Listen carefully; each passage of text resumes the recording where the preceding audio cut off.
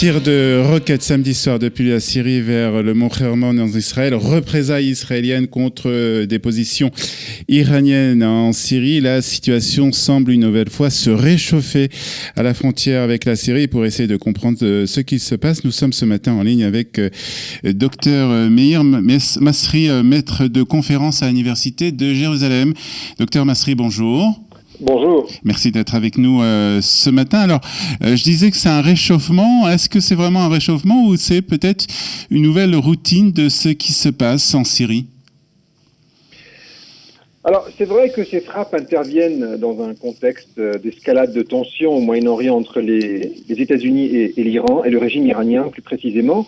Néanmoins, Israël a mené des opérations de nature similaire durant les dernières années.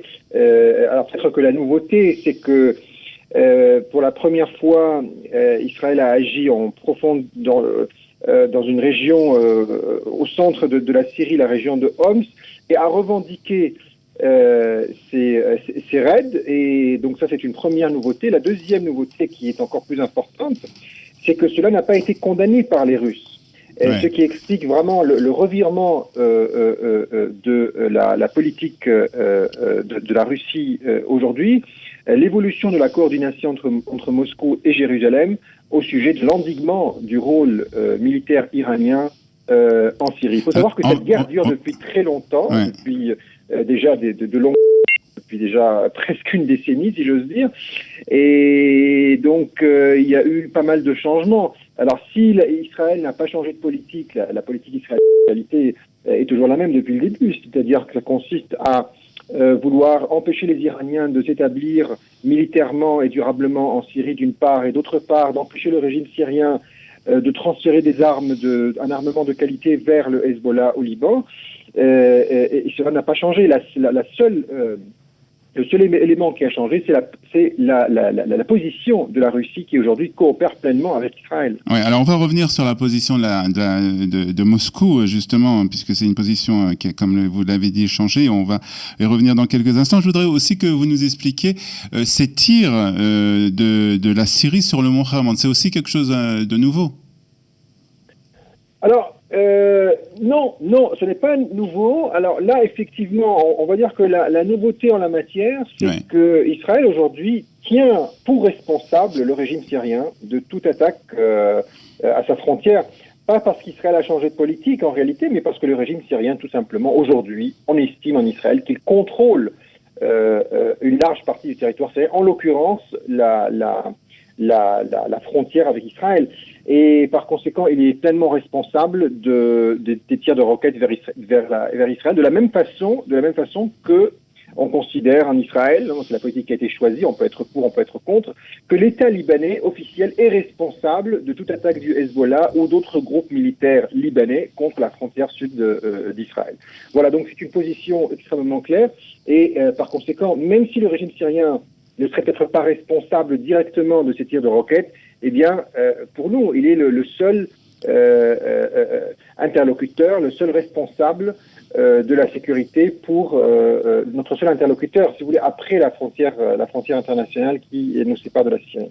Alors, Israël suit avec beaucoup, bien entendu, d'inquiétude ce qui se passe en Syrie, mais elle n'est pas la seule, comme vous l'avez dit, et Moscou aussi est inquiet de l'attitude de Bachar al-Assad. Là aussi, c'est un changement de situation quelque part ? Ah, bien sûr, parce qu'avant, les Russes étaient beaucoup moins établis, ils étaient beaucoup plus fermes vis-à-vis de toute intervention israélienne. Aujourd'hui, ils sont beaucoup plus présents. La région en question où Israël a effectué des raids s'est revendiquée. Donc, pour la première fois, les choses sont extrêmement claires du côté israélien. Et cette région-là, l'espace aérien de cette région est contrôlé totalement par les Russes. Et donc là, vraiment, c'est une évolution importante. Vous avez dit que les États-Unis et Israël n'étaient pas coopérés fermement dans le sens de l'endiguement du rôle iranien. Aujourd'hui, on parle même pas d'endiguement. On veut chasser carrément les militaires iraniens de Syrie. Avant, on parlait d'une zone de tampon de 40 km, c'est-à-dire allant de la frontière internationale entre Israël et la Syrie vers la banlieue de Damas. Aujourd'hui, il n'est pas question que des militaires iraniens soient présents sur le territoire sur le territoire syrien. Et il n'y a pas que les Américains et les Israéliens, mais il y a aussi les Saoudiens. Je vous rappelle ici qu'un rapprochement diplomatique a été effectué récemment entre la Russie et l'Arabie Saoudite, que pour la première fois dans l'histoire de l'Arabie Saoudite, un roi s'est rendu à Moscou il y a 2 ans et demi environ. Et cela intervient dans le cadre d'un rapprochement inédit entre l'Arabie Saoudite, les Émirats Arabes Unis et d'autres pays du Golfe de la Russie. Et tous ces pays font pression sur la Russie pour endiguer les Iraniens et les empêcher de s'établir durablement en Syrie. Alors comment vous expliquez ce changement de position de la Russie ? C'est des pressions, comme vous le dites, qui viennent un peu de différents pays, ou c'est un changement de politique pour avoir peut-être une position différente dans la région ? Déjà, à la base, la Russie et l'Iran n'ont pas exactement les mêmes objectifs en Syrie. Pour la Russie, la présence de Bachar el-Assad à la tête de la Syrie n'est pas une condition sine qua non. Ce n'est pas l'objectif en réalité. L'objectif, c'est de garantir les intérêts de la Russie en Syrie, de préserver l'unité du territoire syrien, c'est un objectif russe effectivement, de garantir aussi la présence des bases militaires russes et la présence historique de la Russie sur les côtes syriennes, mais c'est tout, ça s'arrête là. Alors que pour l'Iran, l'unité du territoire syrien n'est pas un objectif pour les Iraniens. Pour les Iraniens, l'objectif principal, c'est de maintenir au pouvoir Bachar el-Assad, c'est de maintenir au pouvoir un régime qui est associé, à tort ou à raison, au bloc chiite au Moyen-Orient. Je dis bien à tort et à raison, parce que le régime d'Assad est censé être laïque et que les Alaouites ne sont pas vraiment des chiites à la base, mais c'est vrai qu'ils sont beaucoup plus proches des chiites aujourd'hui, en tout cas politiquement, que des sunnites.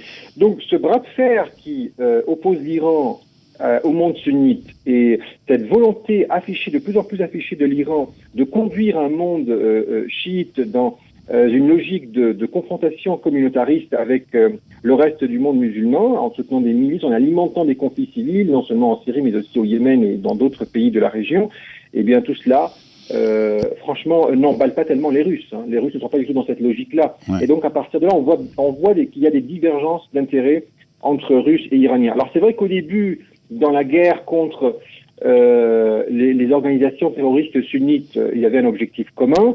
Effectivement aussi, il peut y avoir un intérêt commun à vouloir maintenir les Américains le plus loin possible mais là, à ce stade, je pense qu'il y a clairement une contradiction entre les deux politiques. Alors, il y a un autre acteur aussi dans cette région, c'est le Hezbollah. Est-ce qu'on sait exactement quelle est la position du Hezbollah dans cette région, la position de cette organisation terroriste ? Le Hezbollah n'a aucune position et il n'a pas à avoir de position puisque c'est un vassal, c'est un bras armé de la République islamique d'Iran au Liban et il agit aujourd'hui en Syrie sur ordre du régime iranien. Le Hezbollah fait ce que l'Iran demande. Le Hezbollah a une charte, cette charte est sur Internet en langue arabe et cette charte sur laquelle il est écrit clairement que le Hezbollah obéit au guide suprême de la révolution islamique en Iran et donc au régime iranien.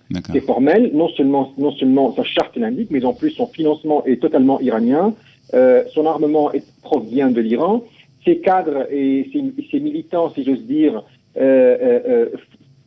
sont entraînés en Iran et donc le Hezbollah n'est pas du tout... D'ailleurs, on dit toujours dans les médias, on fait toujours à appeler le Hezbollah libanais. Pourquoi on dit toujours le Hezbollah libanais ? Tout simplement parce que le Hezbollah, c'est une organisation iranienne et donc c'est pour le distinguer de la maison mère du Hezbollah iranien, qui est une organisation terroriste elle aussi, puisqu'elle est responsable d'attentats dans le monde et qui est une milice qui dépend directement du guide suprême de la révolution islamique en Iran. Donc le Hezbollah n'a pas à avoir une position. Le Hezbollah est clairement inféodé au régime syrien. C'est son bras armé au Liban et en Syrie aujourd'hui. Meir Mersri, merci de toutes ces explications concernant la situation en Syrie et à la frontière avec Israël. Et je vous souhaite une excellente journée. À très bientôt sur Studio Kalita. Très bonne journée à vous et à vos À bientôt. Merci. Voilà.